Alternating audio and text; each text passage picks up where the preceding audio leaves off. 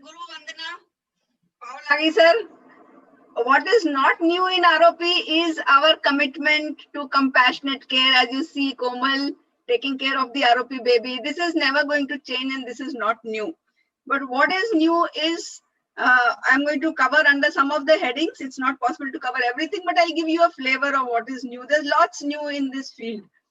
The first thing was the ROP COVID protocols. We were in a pandemic and we decided that ROP is an essential service. It's an emergency service. Lots of people in the country suddenly stopped doing ROP work, and quickly the Indian ROP Society came up with proper guidelines, and there was a lot of innovation like this ROP box under which you can just keep the baby and screen.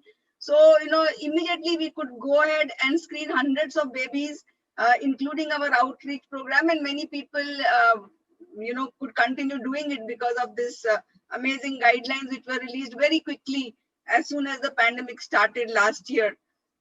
So the other thing is that, we, in spite of the pandemic and whatever has happened, only a few years back, we had hardly a dozen people who were doing ROP. Today, Karobi tried to call people who are doing ROP. 250 people responded within a week. So, the community has grown, a lot of talent, lot of skills are being handled.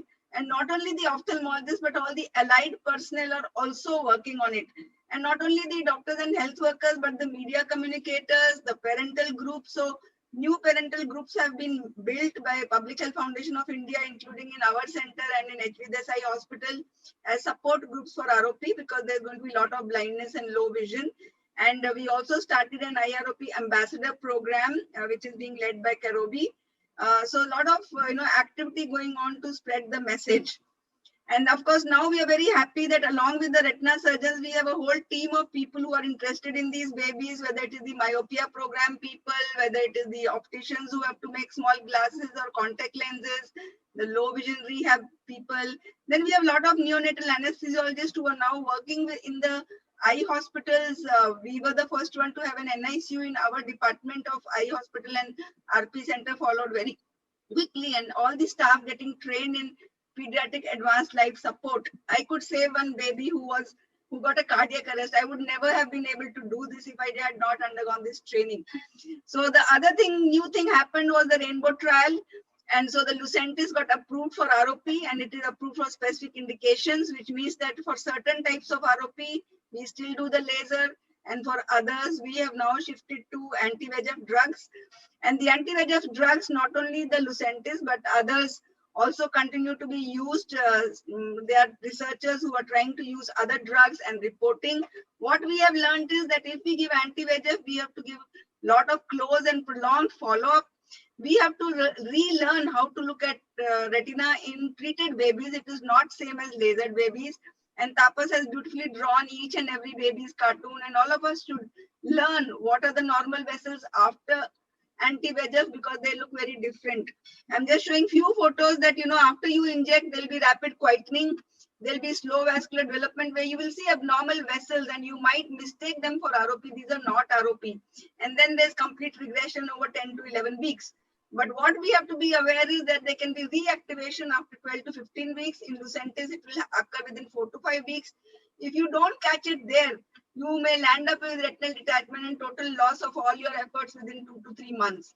So you have to be very, very careful and learn how to follow these patients. So people have started doing combination treatment. We also looked at what type of combination we can do. Can we do on the same day, different days? So various protocols are there. And again, this is a matter of research, but it is catching up that you can do combined treatment that will reduce your morbidity and follow-ups.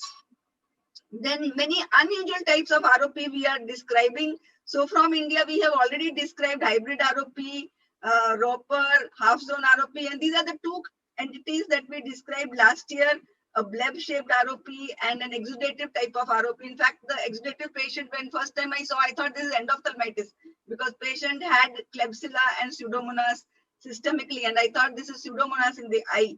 But very soon we realized that there's a different entity which responds very well to injection and laser and does not need any other treatment.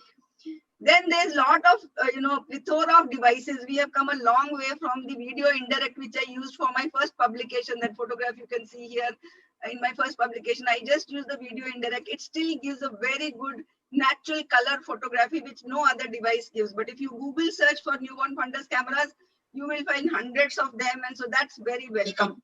And, we have been using Optos wide field. Even the FFA has been published by Dr. Mao. RedCam, of course, was already there. But what we are proud is about Atmanirbhar Bharat, that from our country, beautiful cameras, whether it is MI, RedCam, whether it is the Forus, whether it is Dr. Shanmugam showing us how to just use a mobile phone and 20 adapters to record the fundus not only in adults but also in babies. And this is the publication by Olulai in Africa. My small attempt to make an endoscope, use a nasal endoscope, which the oculoplasty people use, that can also be used for taking fundus photos. So lots of innovation there. Keep it up, do the imaging, use so many devices are there.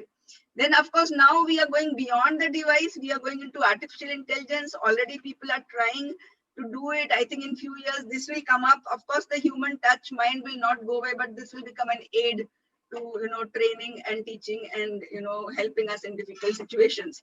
There's a lot of translational research, which we have been doing and others have been doing, trying to see why some patients don't do well in spite of good treatment.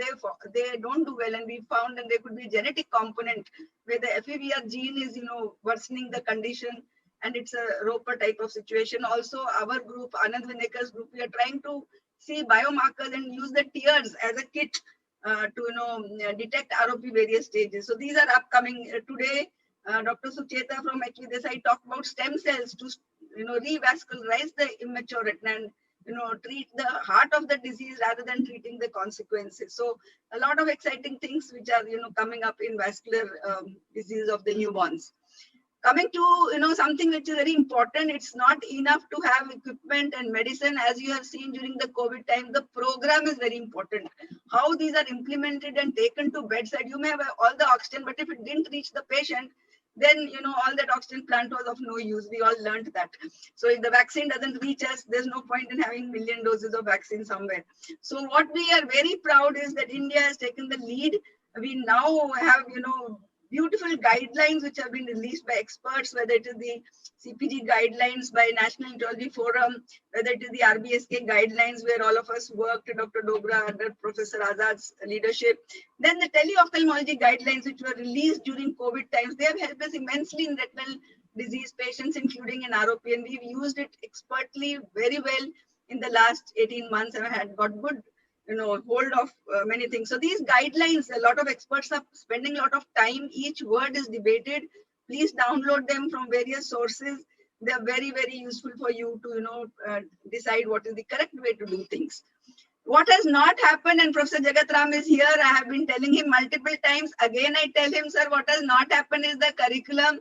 ROP has to go into curriculum of school health, hygiene, MBBS curriculum, SPM curriculum, pediatric ophthalmology curriculum, nurses curriculum, gynecology, so many curriculum it is missing. Please have an expert group to develop this curriculum, because there is no point in firefighting for years together. It has to go into the basic curriculum at multiple levels. Just like vitamin A has gone, immunization has gone. So this has to go. And what we are waiting very excitedly is the ICROP 3 classification, where for the first time, 2 people from India, Anand and Parag, are on that group. And we are looking forward to that. Hopefully it will be published very soon. So thank you. Again, I want to say that, there'll be many innovations, but what doesn't change is that we will take good care of every baby who comes to us, including our own.